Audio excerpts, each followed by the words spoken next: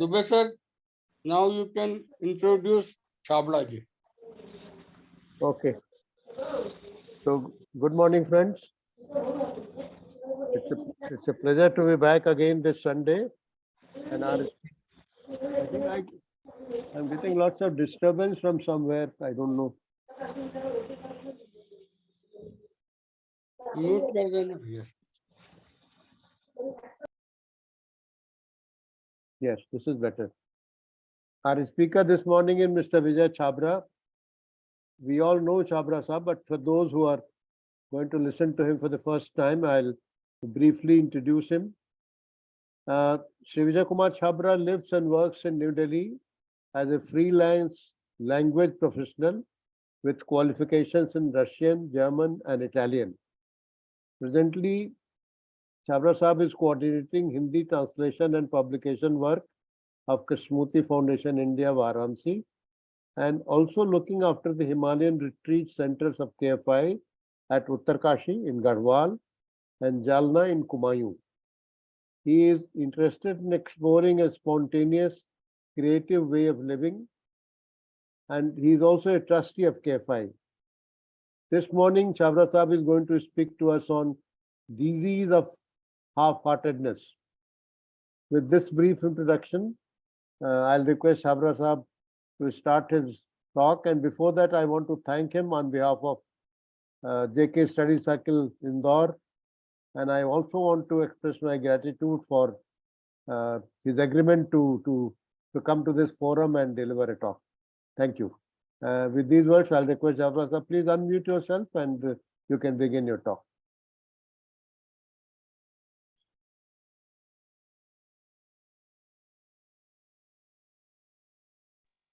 Okay. Yeah. Namaskar, everyone. Yeah, when I hear that it's a talk and this is a speaker, so I get a little nervous because I don't see myself as a speaker, though I do talk in general. But this is interesting. This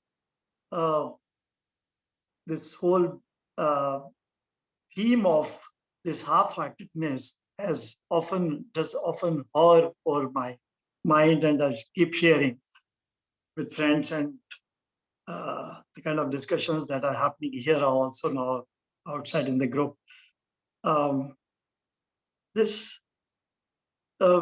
Why just look at the word disease.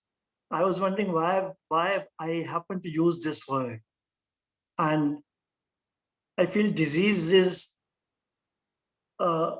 simply points to the state of affairs.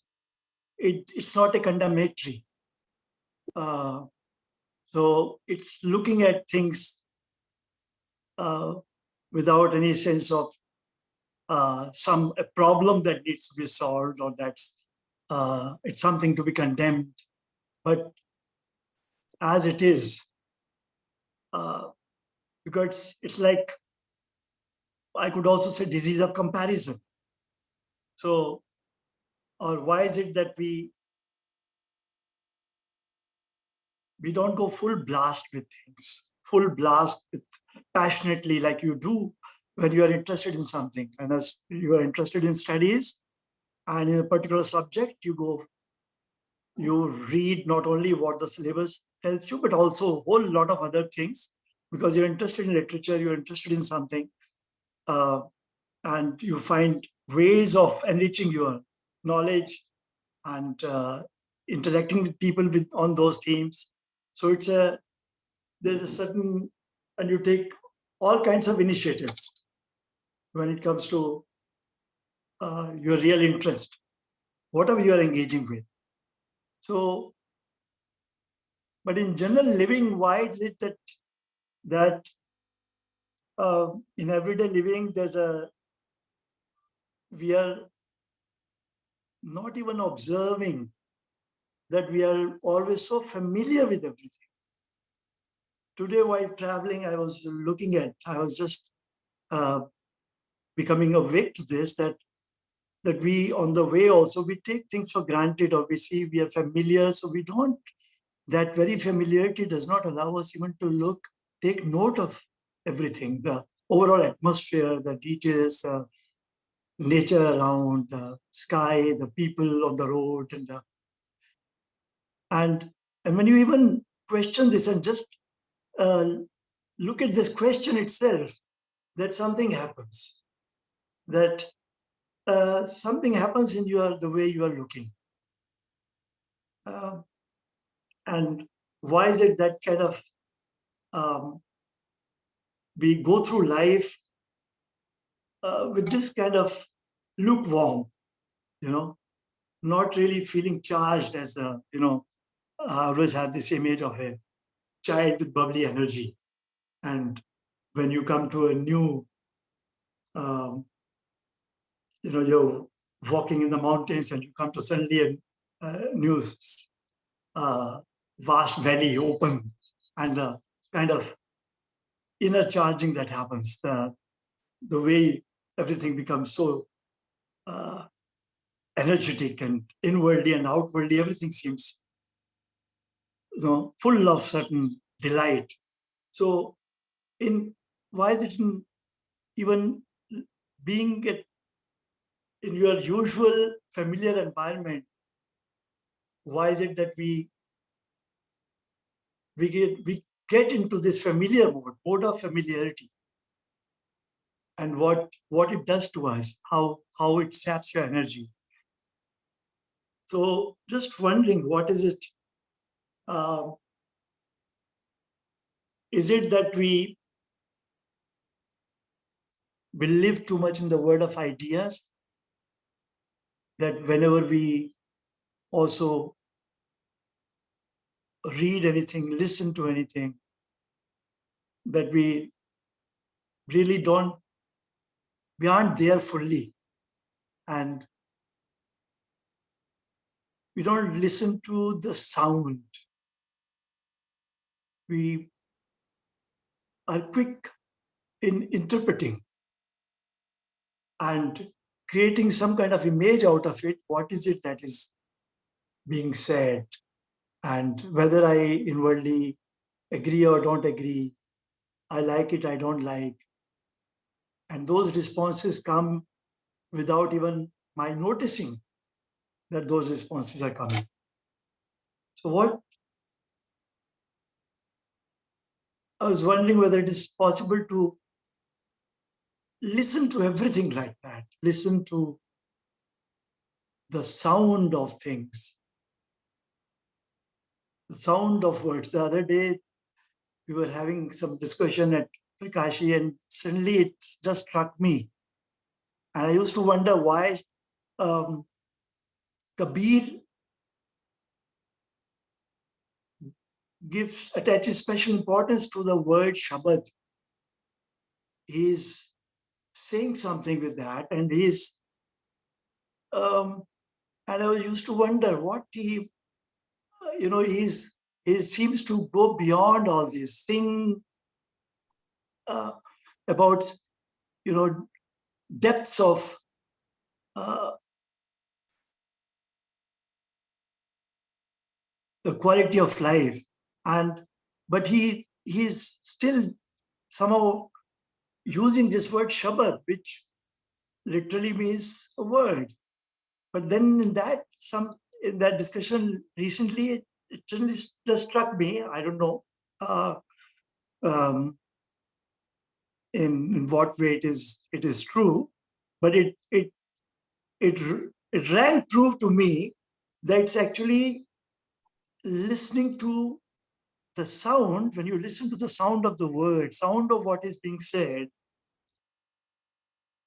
that seems to transform the content.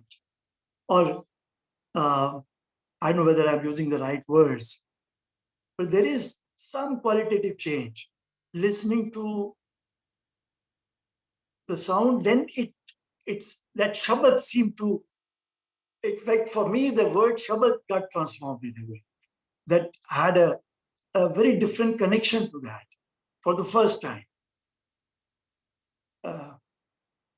That's not just word, that it begins there, and there's a sound, you listen to it, then it probably it is infinite. And if without turning into an idea, can we look at things, can we listen, and then what is it that stays in one?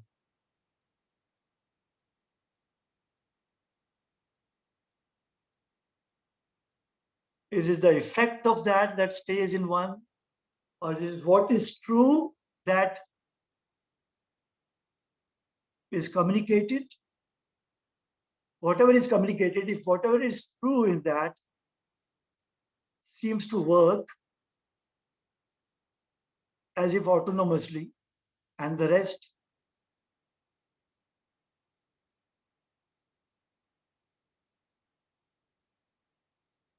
just vanishes. So isn't it a very different movement than turning something first into interpreting something, turning something an idea, and then seeing whether that what one can do with it will come, oh, there's something positive, something good that needs to be followed, that needs to be pursued, and it is negative, it needs to be avoided, it needs to be shunned. So all that struggle. So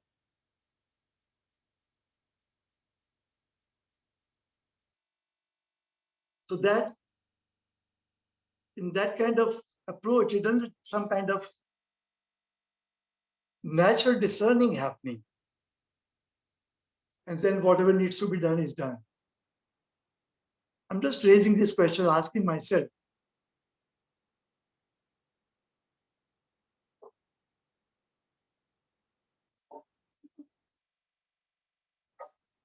It would be good, in fact,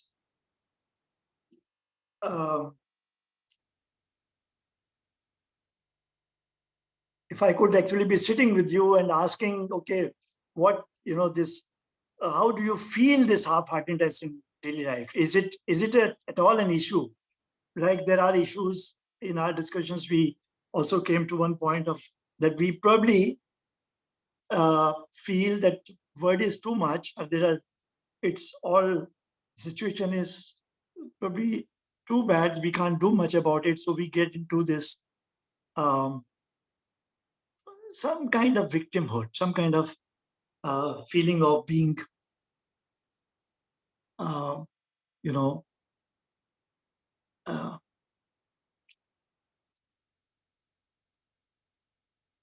that I can't really, it needs a lot of effort, it needs time, I need, so I have a picture of an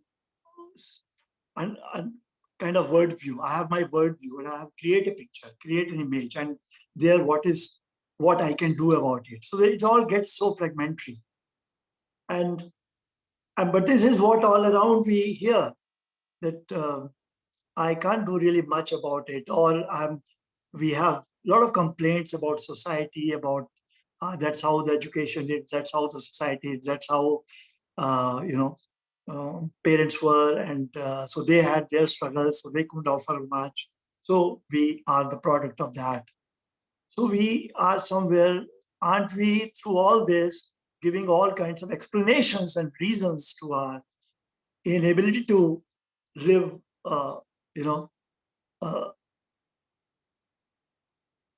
kind of a happy life for ourselves, that operating,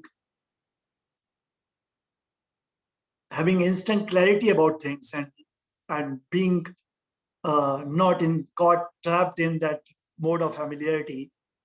Are we not dissipating our energy all through? So is it that we are ourselves in the way by giving all kinds of explanations, all kinds of reasons? They may be all right if we are looking at together, we are looking at the whole field of life, all the aspects that are there. Probably that exercise is also has its own place.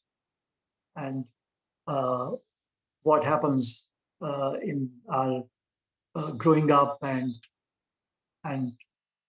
all the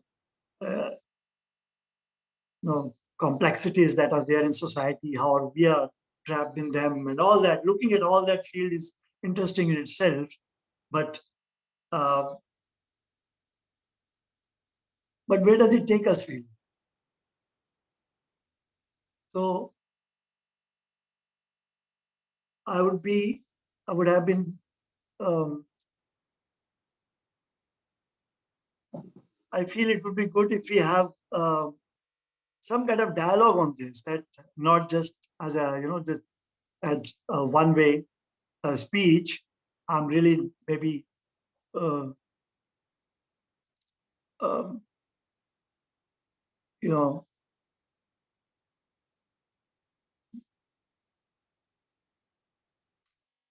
feel that there's these, how we relate to how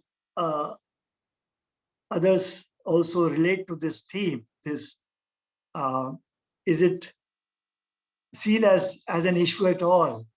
That, or it is seen as a normal state of affairs, that's how we are, or that's why things don't change, or we don't change because we have we find, each one finds his comfort zone, and consciously, unconsciously, and we would and here and there we do a few things, and but somehow we don't have this this doesn't hurt us in some way. I'm just putting it quickly. This being that by being half-hearted, being a part of overall conspiracy, because everybody is half-hearted. So we also become part of it. We are it. So is there a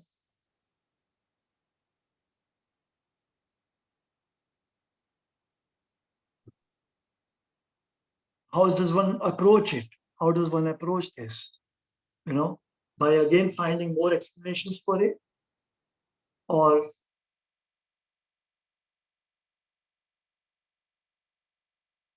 finding more reasons for it,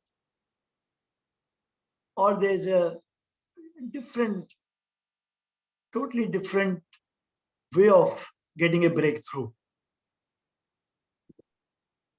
if there is such a thing. I would like to, really pause and would rather take up questions and and then we maybe explore together, because in this medium I have this difficulty of not having a sense of sitting together with friends, and that gives creates very different energy. That's what I feel. That's my difficulty maybe. Thank you. Yeah. Thank you, Vijay. I think you have laid out very well. And I think I get the first raised hand of Dinesh Waghmare. So please, Dinesh ji, please unmute yourself and say whatever you want to say. My voice is clear to you, sir? Is it coming to you properly? Yes. Sir, Yes. as you rightly said, I look this problem from two angles. One is our normal life, in which, as you rightly said, there is everybody is having this problem of half-heartedness somewhere. And another thing, another angle, when we are considering that we are looking for a transformation, in JK's words.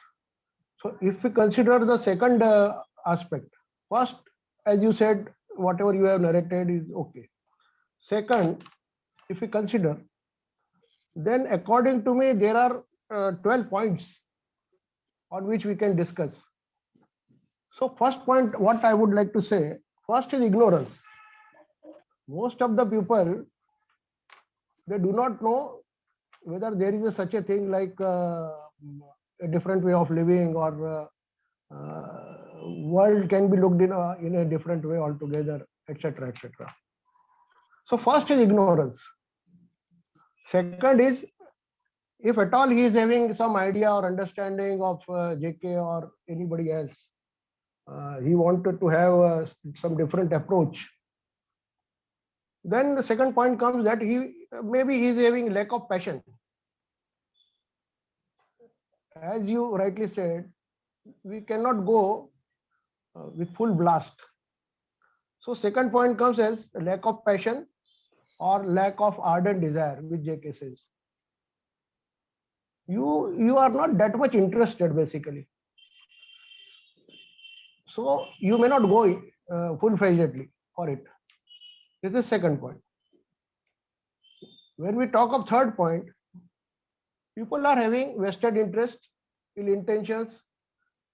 Then there are some points like desire to be popular in society.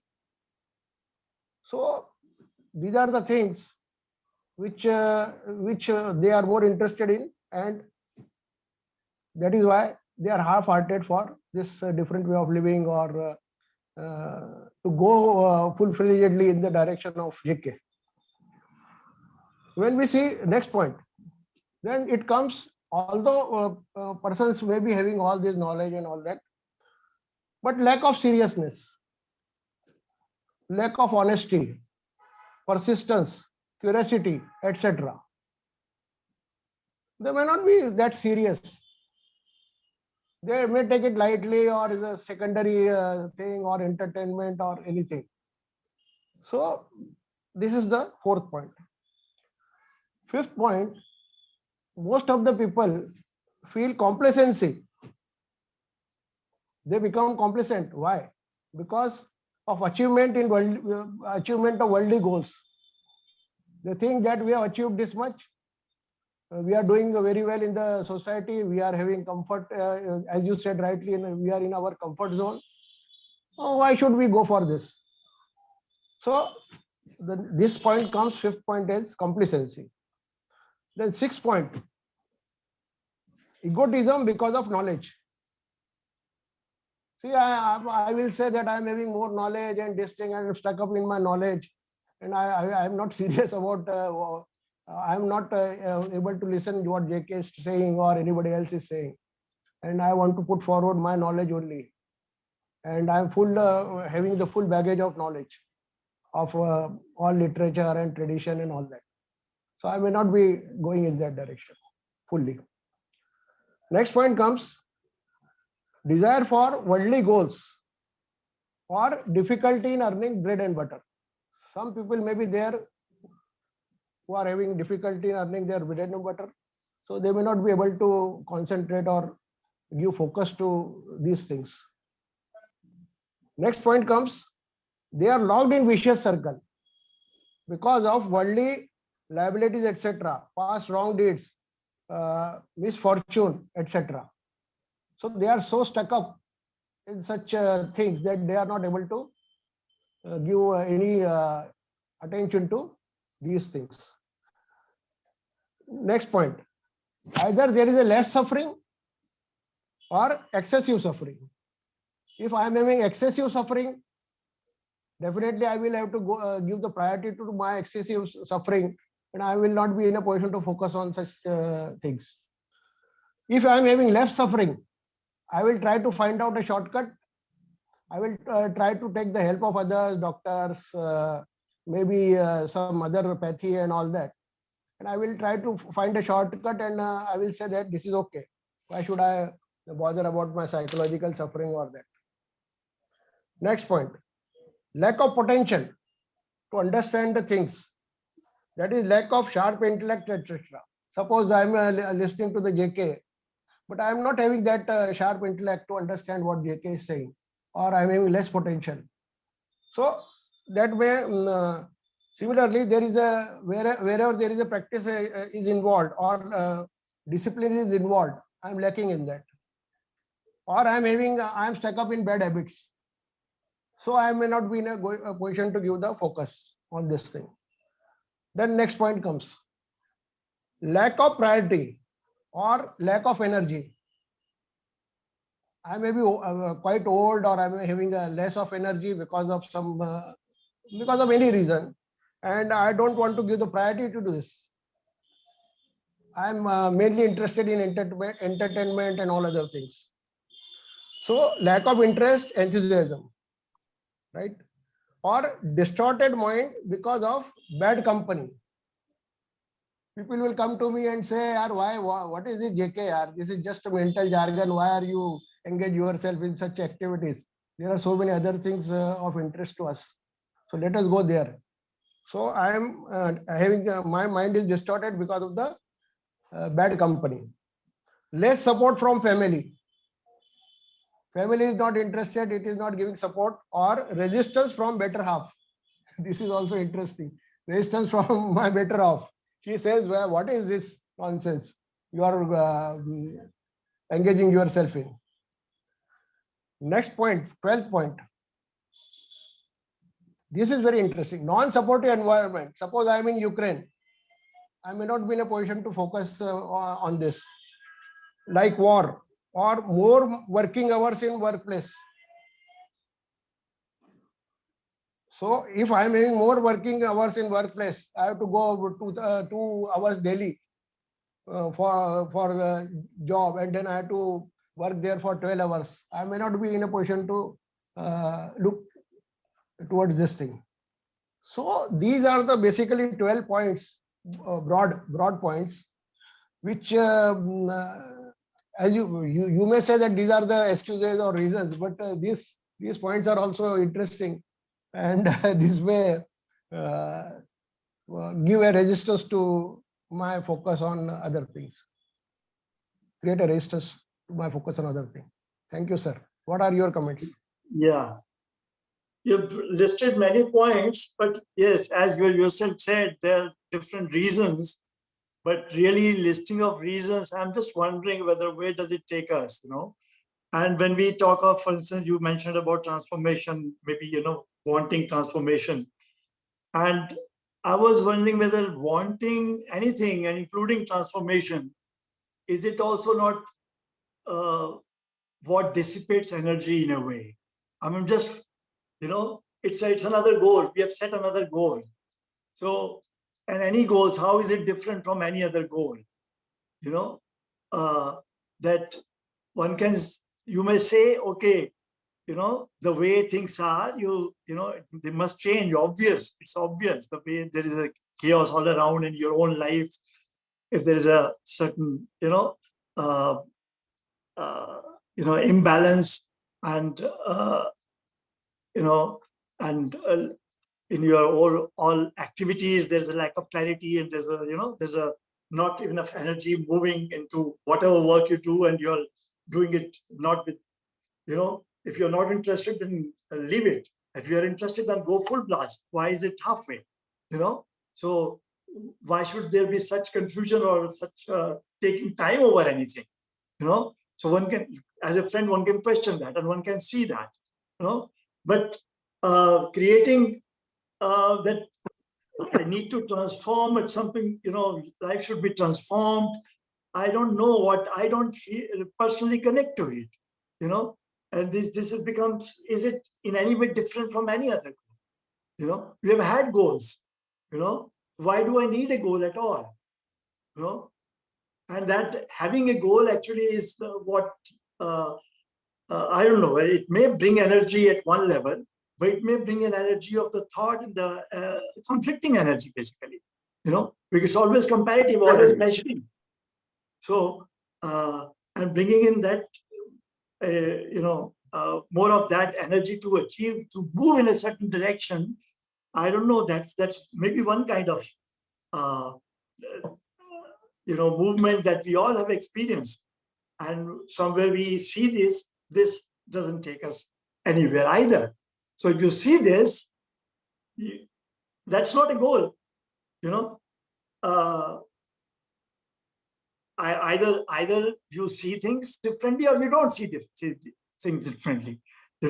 Either there's a certain order in your life, or it's not there. Or either there's some clarity, or it's not there. So that's but there's no bringing in this whole paradigm of idea and then pursuing it does not take us anywhere.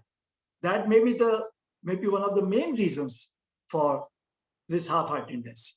So I'm just bringing it out. And you say ignorance. Ignorance is a very generic term. Yes, there's ignorance of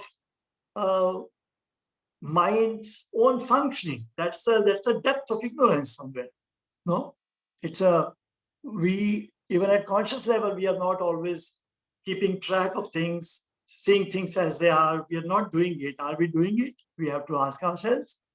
And is the mind aware of all its nooks and corners, all its activities from moment to moment? Is that the case? Either it is or it is not so. Not again, are we, it's desirable or something, all that can be, maybe nice to express or nice to hear, but it again, where does it take us? Yes, seriousness, of course, if one is serious, what does it mean to be serious? No? Is one honestly, seriously, because I think integrity, honesty are part of seriousness. So is there that seriousness that you are looking at daily living, that one is moving in daily living with that approach, with that quality of mind? Is that the quality of mind which is serious, looking at things as they are, interested in seeing things as they are, not as one likes them to be? Is that so, actually? So that would be the question for oneself, no? And yes, complacency is also part of the disease, but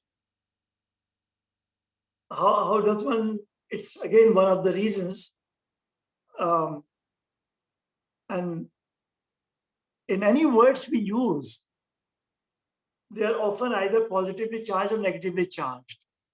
So is it possible to look at the phenomenon behind the word without being affected by either charge? I think that's the challenge, because the phenomenon has to reveal itself.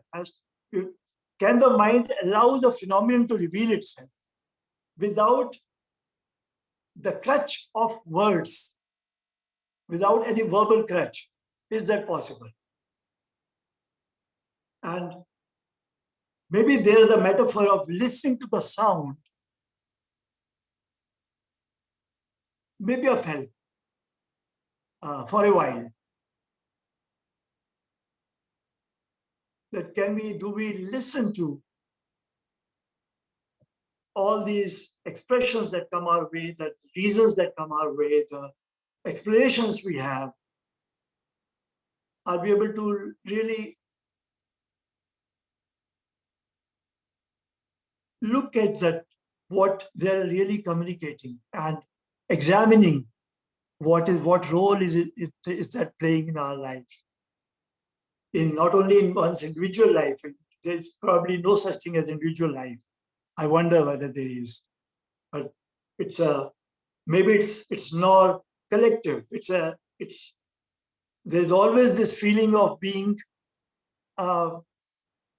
neither individual nor collective, or somewhere in between. There's a movement. There seems to be movement between personal and impersonal. And sometimes we tend to, when we express, we have to use words, and the words will take you to this pole or that pole. But actuality of living doesn't seem to be trapped in either. Or I don't know, that's how far the words seem to go. So there is this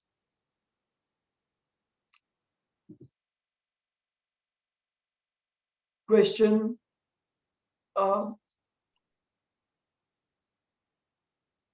what does it mean to look at things as they are, look at oneself as one is? And if you do, are you defining, are at a loss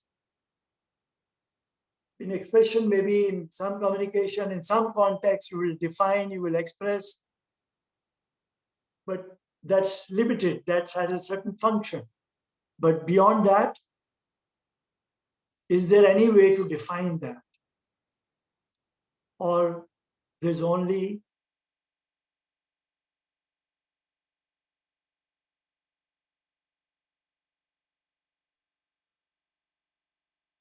something that you can only listen?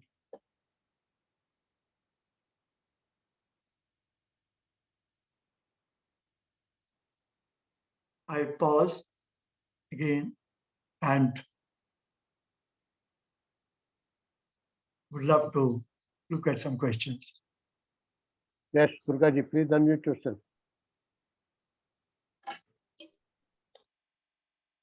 Yeah. Good morning, everybody. Good morning, sir. Good morning. Yes, it's very poignant points you have been you raised, sir, and it's if we listen to you and if we look at you, your expressions, they themselves are communicating so much. You know, the poignancy of your whatever you intend to communicate, or you wish to communicate, that can be perceived, sir. Since you're saying about the listening and the sound, the expression and all that, sir. Yes, and if you just have to see, like whatever the Dinesh ji has enumerated 12 points very laboriously and very nicely has brought them down, and they're very true, sir. Like if we look at, one thing is some general observations to general mass of humanity as such. And even people who have been reading Krishnji for years together, it's applicable to maybe for one and all in the same way. Because that kind of a seriousness and, that focus of attention is maybe the main bane of our lives, maybe. Our attention span is very limited, very short. So there may be some concerns in our lives which occupy our minds, and maybe due to our the society also makes you keeps on pushing you into things of what society chooses them to be, to ponder, to give more attention to them. So it's a difficult, definitely a big challenge. And I think here I would like to use the word seriousness. I think those people who are serious, who are exploring into these subjects, and for who is for whom these answers are very important. Whatever Krishnaji has, whatever one has heard from Krishnaji and whatever one had seen in life, in one's own life. So it boils down to that also, how serious one is. So I think that is a baseline. If we start taking about that baseline, leaving about all generalizations and the general mass of the people or whatever it is, even then also it's a very big challenge. Like as you have stated, so far, how often we see in all around us and whatever the surroundings are, we do get affected by them. We are not so much different from the surroundings in which we are living, the company which we keep in, those also affect us so much, because whatever the other people are doing, we also tend to do that, chatting or looking at your phone or not listening. But again, when you had to bring yourself back to it, as you have rightly said, why I'm not paying attention to all these things. Maybe this kind of inner reminders, one needs to keep giving to oneself. And maybe sometimes, maybe for all these things come very naturally to us also. The observations and looking at things and paying more attention to them, they may be coming very naturally to some people. And if it is not happening, if they're coming under the societal pressures, then always that inner thing, that comes and gives warning to us, what am I doing? Why I'm getting swayed by all these things? I think for somewhere, I think that kind of a individual attention for oneself is important, sir. Because unless and it is not like, it's a life disclosing itself. That's one part of it. But in all this, where one is, one finds oneself there.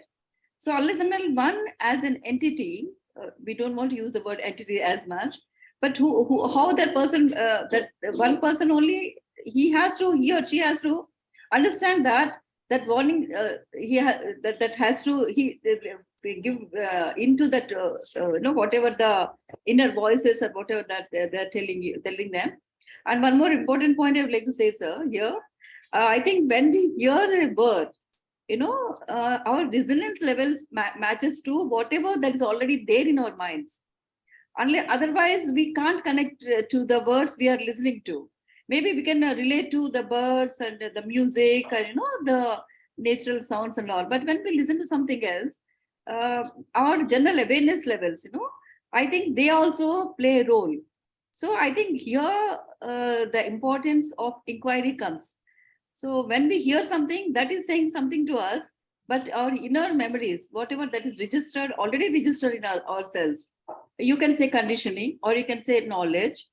But then I think, again, that question one has to pose to oneself.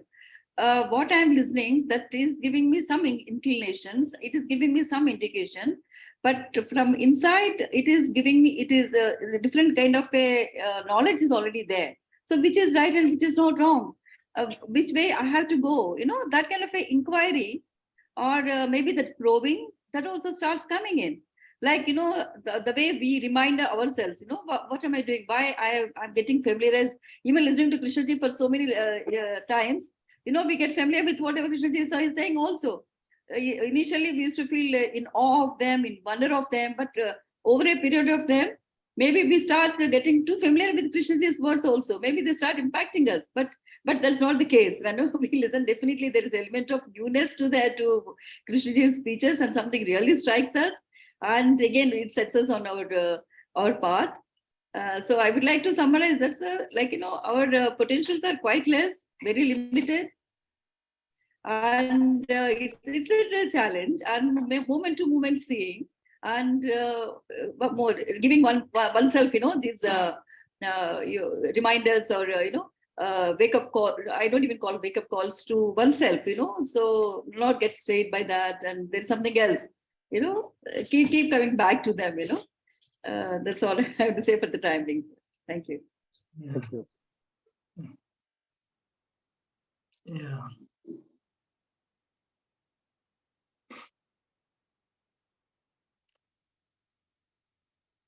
So there is sometimes suggestion from Krishnaji himself when he is also generally taking certain approach and looking at the world, the way things are, the looking at the human mind, human consciousness. It's all the issues that are jumbled up there, and the occupations, the way the human mind is occupied, and so in all this, the whole stream of fragmentation, there's a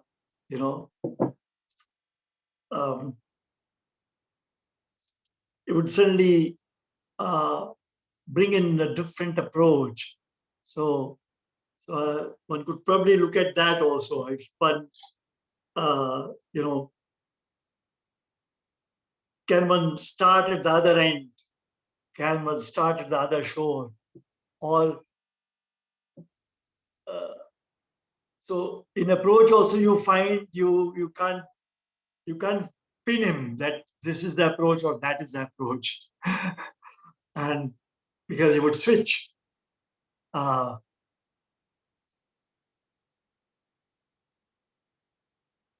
Not because there is a tendency of creating the ideal of the other side or the whole, or says, look at first your own field, in which you are and look at all the details here first, understand it, are we doing that? No, and otherwise we'll be just imagining the opposite as the human mind does very quickly. So, but suddenly then one is stuck there also, one is stuck probably in details. And then that different bell will ring and say, can you start from the whole? Not from here, but start from the whole. Now, how does one start from the whole? Or from the other shore? And that shore also, when we listen to this, we interpret in terms of opposites, obviously. That's how, the mind is made. It's not, I wonder whether there's a way to listening to that shift happening from one to the other. And maybe it is pointer is not at this or that. It is pointing to moving away from getting stuck or moving and bringing you one through movement, that it's maybe neither here nor there. So starting from the other shore, and one doesn't, if one really listens to it, one has no clue of it, then the incapacity of the mind to stick to that or actually acknowledge no clue. And wondering, that's what the tradition has been doing, creating an ideal and trying to approximate. But here we look at it. If there's why is this disease of half-heartedness? Why is there this energy not there? So is there a way to look at it differently? That why is there not fullness of that? Why is there fullness of energy? That means fullness of heart. It's a half-heartedness, he said. So maybe full-heartedness does not exist. I don't know. But there's definitely a sense of fullness of heart. One may have glimpse, one may have a sense of it, that when it is, everything seems to fall in place, everything seems to flow, work, whether you exist or not, it's not important, things flow. So, and you are part of that flow in a way. So why is this? Is there a way? Is there a possibility of starting from that, allowing the fullness of heart? Is that possible? Or it's an impossible question? That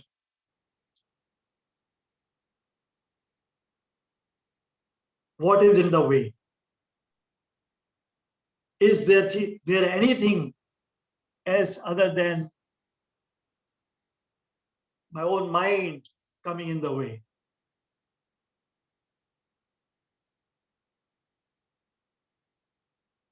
Or is it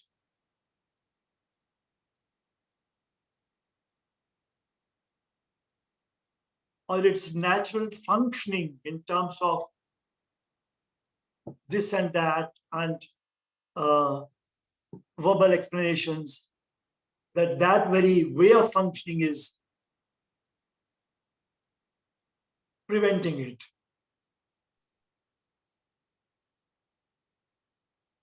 Without assuming that it's there. Can we listen to again, I'll use that metaphor, can we listen to the sound of that? Maybe start with the sound of this sense of fullness of heart.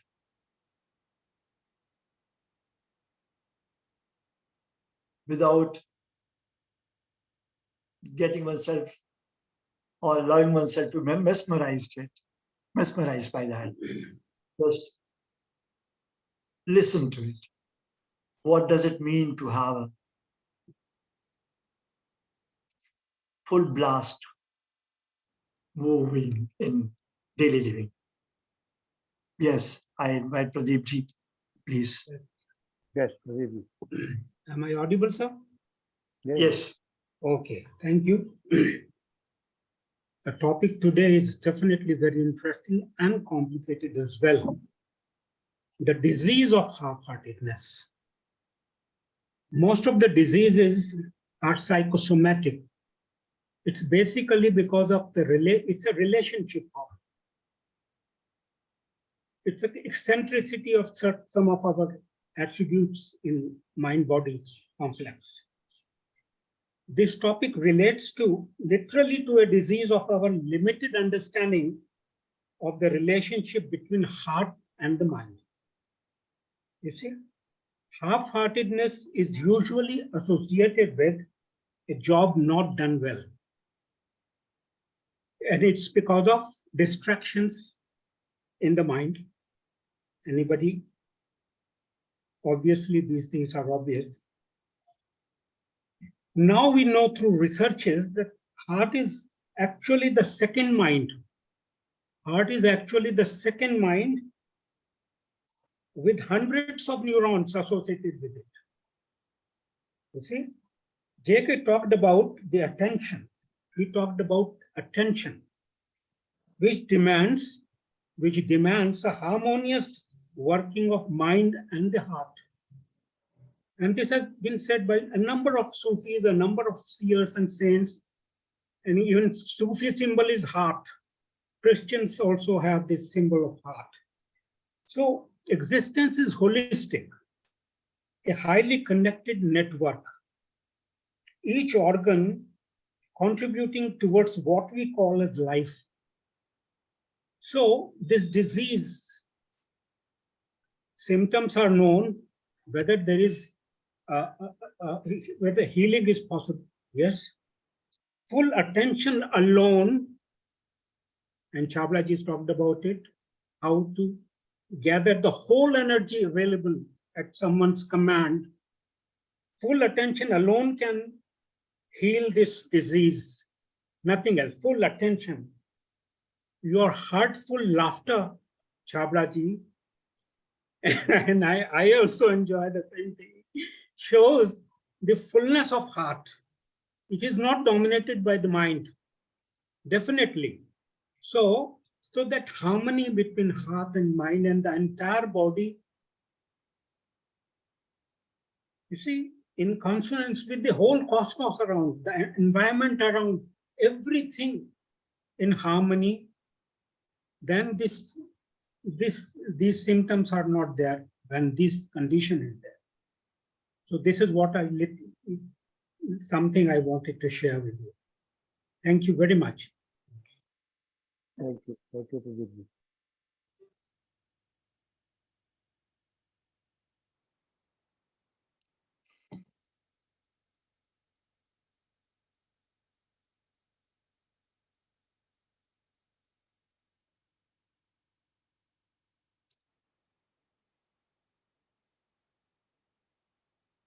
Do we have more comments?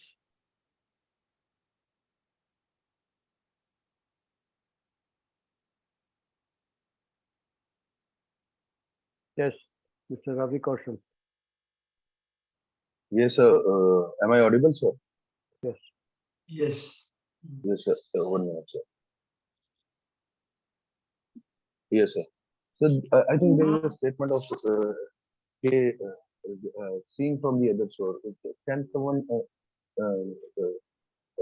remind me that statement, please? What that statement on other shore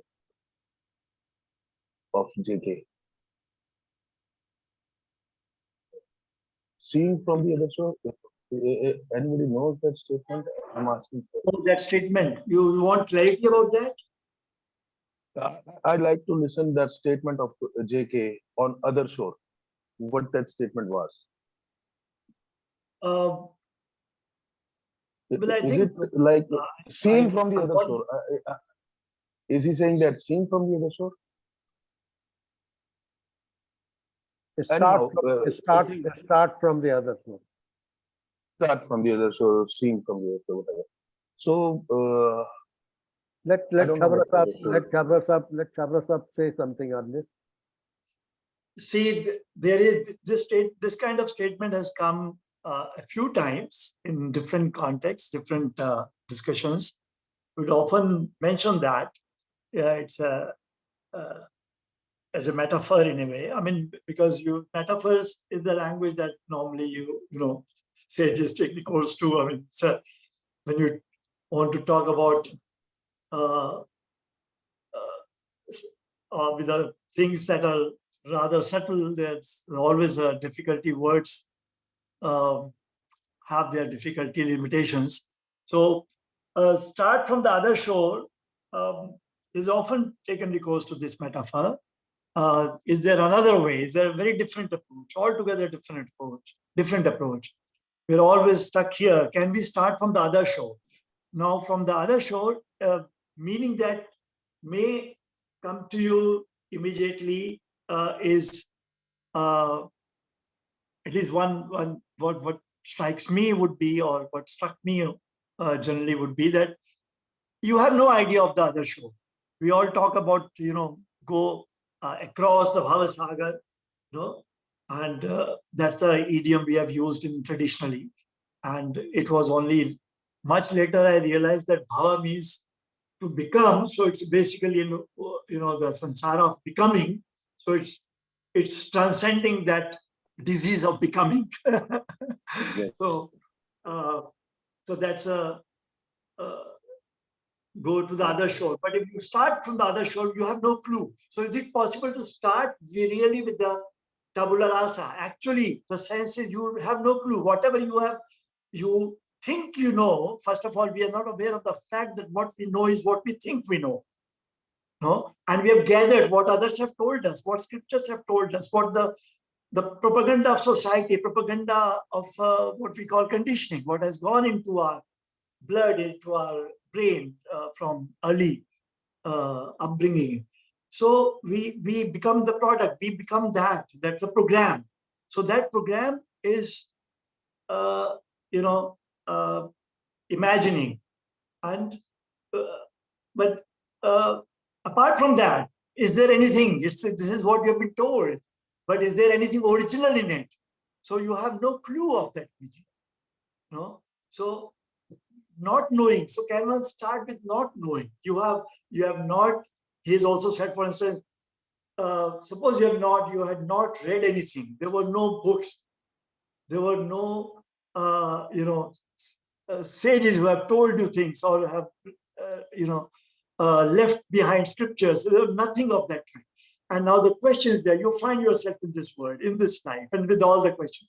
How do you meet it? How do you meet life without all those crutches? Is it possible to throw away all those crutches and meet life directly? Is that? So that's the image that comes to my mind. Starting from the other shore, that with this shore we abandon, and we don't know. We go on an uncharted sea. We don't know what the other shore is. Is it because this doesn't work? Do we see that we have taken stock of this? We have talked a lot about this. We have looked at all the whole field of this word has to offer, this word, the way it has, the way we have functioned vis-a-vis this word, the whatever has been our interaction, where we find ourselves with all the chaos outside and inside. So where are we? With what has happened, despite the project technology being moved on, and technology and the project humanity being at point zero, more or less. So where are we? What has happened? So it has not helped. All those books have not helped. All the seers have not helped. Where are you actually? So can one start from there? There are no help, no crutch. How do I meet my daily living, daily life? I say I deny, reject all the help that has been awarded to me or suggested to me. I let that be, and is then where I am. So this would be one take on this, that the other shore, that starting from the other shore, starting from the unknown. The known has not taken you anywhere. So, there's a song, why don't you have taken many ways, why don't you try my way, this different way. So you have tried with this show, and where are you? So can you abandon it and see where the other show takes you, the unknown takes you? So that's I don't know. Yes, sir. Listen to this as poetry, and then I think see if anything stays. Ravi, I think what Christy meant was, as Chhabra Sahab mentioned just now, that you have to start from the state of not knowing, which means that can I keep my knowledge, my experience, everything in abeyance and look at things. He has also said at one place that there is nothing like the other source. So it's all up to you to decide what you want to do. I'm saying, sir, I don't know what other story is. Yes, And, that's where you begin from. You don't know what it is. So let's just start from yes, there. yes, yes, yes, yes. So I'm saying, why we are making that an issue, the other shore? I mean, our mind is like, we always try to make problems, create problems, think in terms of disease of heartedness and all. This is one thing. And the other shore, heart has the heart means the whole mind. Though, heart has no boundary. So from the level of mind, from the level of mind, I cannot know what the other shore is. I cannot know. The very I, cannot know the other shore is. But the other shore is here, right now. Right now, the other shore is. The other shore is not far away. The other shore is in the listening and in the very seeing. These two things are, I think, the sensation, this non-accumulative sensation of this current movement. This is all available to everybody, everyone. So the other shore is not far away. And one thing, why we have job always to do this thing, or job to solve this thing, think in terms of disease. Why we need full heart? Well, you see how the mind creates problem, unnecessary. Why we need full heart and half heart? Why we think in these terms? Why we think in these terms of negative and positive? And just see straight, see things as they are, and leave behind. You are always fresh, always. And one more thing, we accumulate thing, and then there is a problem of the mind which wants to know the other shore. The problem is with the mind, not with the other shore. So mind is actually that thing which is creating all these havoc. So and we talk in terms of we, and where is that we? Where is that human consciousness which we are talking about? It's all in all are the creation of my mind. All, everything. So mind is creating all these things, all these scholarship languages, and where we want to go. We think, we say that this mind, so much smart mind, has not taken us in a better position till now. So actually, where we want to go? Why we think in terms, again, in terms of time? See, mind is a very cunning instrument. It wants to live. It wants to live, so it create all these things. So this I see. Thank you, sir. Thank you. Thank you. Yes, Mr. Arun Partha, please unmute yourself. Yeah, hello. Good morning, everyone. Sir, I mean, like even Ravi had put a question like why half-heartedness and all that. So half-heartedness I see in my own personal life that it leads to two things. One is you don't begin anything, or you don't you don't go all the way, right? If you have begun something, you don't go all the way. So these are the two mistakes which normally people do, because you're not able to go through all these things which are coming up in your mind and accept things as it is, because on the way there might be a lot of fear, anxiety, whether you're going to reach something and all that. So are we really prepared enough to see that all the things which are coming up with a very wide open heart? That is what I feel, sir. Thank you. Thank you. Thank you. Yes, Mr. Rajendran. Thank you, Dubey ji. Thank you, Vijay Chhabra ji. Just this is a question to Mr. Vijay. Many of us listen to K for many years, read many of his books, and we also join in some rare dialogue groups like Indore group and other things. Just I want to know, Krishnaji made thousands of statements of truth. That is, those truths is only his own truth. It's not ours. So how one can see the truth in Krishnaji's statements? For example, you are the world and the world is you. This truth Krishnaji has seen, the truth does not belong to anyone. How can he see the truth in what Krishnaji says? I see the only way I see is to test it in our day-to-day life, by observing oneself, by investigating, experimenting, so many things. I think that testing what Krishnaji says, what we listen, what we hear, listen from Krishnaji, we have to test it in our day-to-day life. Then the truth is ours.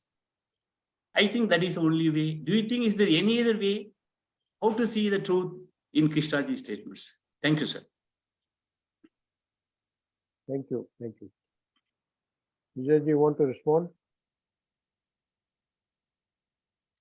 See,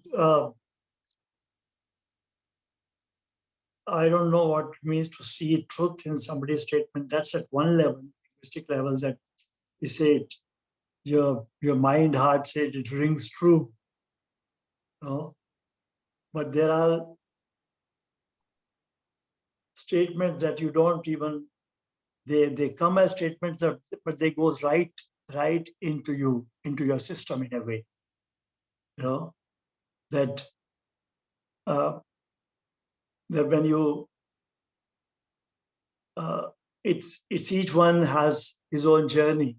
So what you are looking for, and whether it comes, some truth is light, comes as light and clarifies. So that becomes part of you, you know. Statements, I'll just maybe refer to some statements that very initial stage they created. There was no halting on that, no analyzing, no, there was probably later on one would come across maybe expansion on it or elaboration of that and all that. But when you heard the statement like idealism is hypocrisy, it instantly hit in a way, no? Or to succeed is to fail. Now that sounds very, the whole world is worshipping success, and this coming, either one gets it, your whole system absorbs it right away, or you struggle with it, and keep analyzing and all. So either it's just is part of your blood in a way, that some issue is the approach. I think it's a question of more than statement, the actual approach that perhaps matter. that does something, that does transform in some way. When you're seeing it's not a question of this or that, but either it is true. When you're examining something, either it is true or it is not true. That means there's no load, no burden. You don't carry any idea. There is no burden of anything. No, there's no fight between two things. So that means you are examining it. You have not understood, you don't understand. You don't pretend you don't understand. You don't understand. You don't pretend to know. So either you understand or you don't understand. If somebody comes and tells you, what does that statement do to you?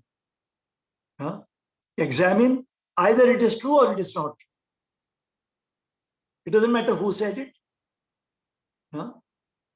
And that true, if it is true, it does not demand you're holding on to it. Because whatever you're holding on to is your own illusion. Now, this can be another statement. Whatever you hold on to is your illusion. Test it out in detail. Either it is true or it is not. It's as simple as that, it seems. Because we are able to hold on to only illusions. Truth does not require my holding on you. It reveals itself instantly, either it is so or it is not so. And if we are not able to understand, we don't understand. We are at point zero again. Inquire. I don't know. This rings true or somebody says it, but I don't know. It's not, boiling inside. It's not, I'm not in that furnace. So either it is, that flame is there or not there. So you can't imagine. You can imagine probably. Perhaps no, we can pretend anything. So truth, it seems, whatever strikes, rings true within in the whole, that you're not, you don't need approval, you don't need to assert, there's no assertion there.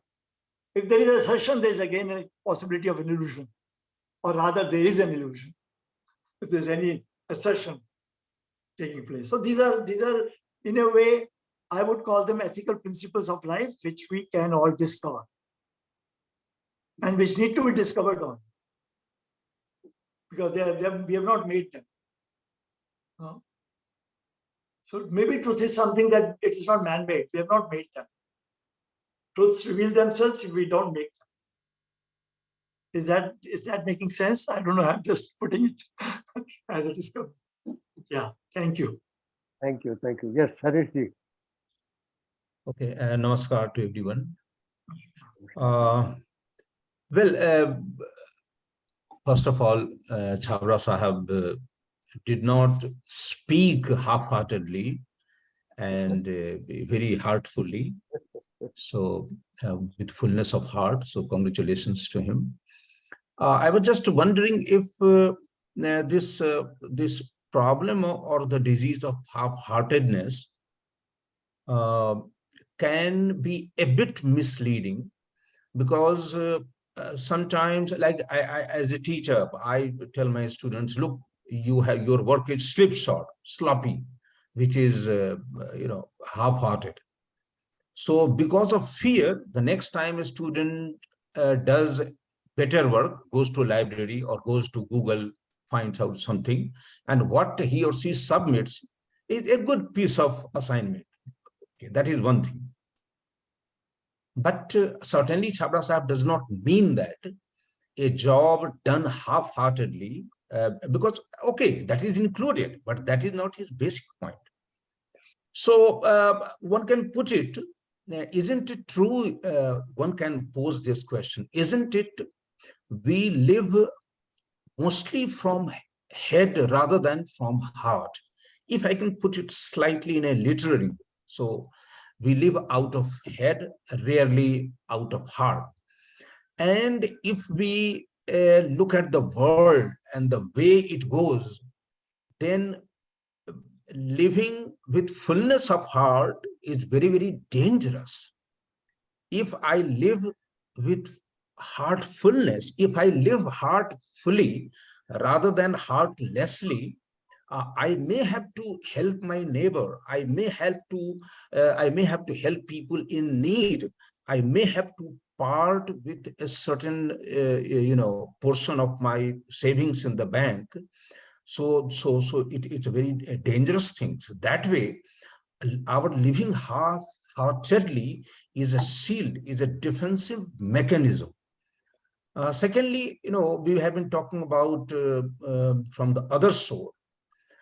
Yes, I remember some of the meetings, at in Rajghat, where Krishnji used it different phrases also, like, sir, please, sir, somehow can we start from the other end? It is the same. Although somebody, I don't remember, said the other shore is right here. Yes, for the blessed few, the other shore may be right here, but not for me. That is why, like when Krishnaji says, truth is a pathless land, the very implication is that he is talking about a land. Now, whether there is a clear-cut path of Vipassana, Patanjali, art of living, Krishnamurti, Rajneesh, Osho, blah, blah, blah, blah, blah. That's a totally different thing. And there can be debate after debate. That's a different thing. Whether there is a path or it is pathless. But the land, and what Chhabraji referred to as shore, apparently the implication is that that land, that shore. So I think it's not a mystery by how I look at it. The other shore or the other land is of love and compassion. That is why when Krishnamurti whenever he was challenged, you on the one hand, you say that nobody has the foggiest idea of what you are talking about. On the other hand, you are going on and on and on. Why? Why do you talk? And he said, sir, and he said very tentatively and hesitatingly, I suppose out of compassion. So when we say probably we haven't understood what case message is, I don't know, I cannot help saying, for God's sake, can we put aside all understanding and just start living? Living how? Because if the other shore is the shore of the domain of love and compassion, then why not, smile at a stranger on the way, on the bus? Why not, touch the ear of a baby at a shopping mall? I don't know whether we have done it, and see the baby is very happy because people are so busy with their shopping or whatever is at the back of their mind. Nobody pays attention to baby. So I see that a baby is full of wonderment that somebody is paying attention to the baby.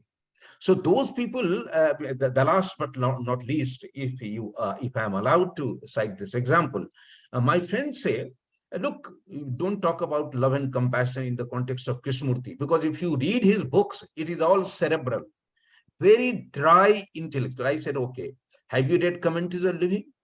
So yes, what is it? His, meeting people conversation. But how it starts? It starts with sunrise, sunset, one girl coming out of the house and the mother calling. I said, what is that? He said, well, just describe. I said, no. That is what Sandilya Bhakti Sutra and, Narad Bhakti Sutra is. I mean, if you can watch the small movement of life, with a bit of emotional content, as it were, then we don't have to, be a devotee of Ganesha or Hanuman or whatever. Okay, thank you very much. Thank you, Hareshwar. Yeah. Yeah, it seems to me. Can I say something? Yeah. Yeah, you can conclude it now in the next 5 minutes. Yeah. I think it's not even a question of choice. Fullness seems to be the demand of life. Life demands it. It's kind of You can try looking left or right, but this is the demand that is looking into your eyes. And you can try to escape, avoid, play tricks, do whatever you will. It seems that's the black hole waiting to suck you in. Probably for me, black hole is a great great metaphor of real hope. In the, Krishnaji would say, hope is death. That's again another discourse. But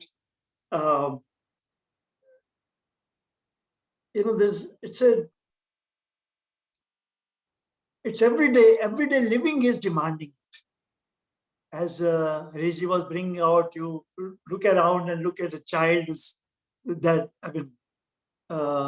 actually seeing a child with full of energy, with because calculations are not have not entered his mind yet, and there's just as they say, happy by nature. They're just there and full of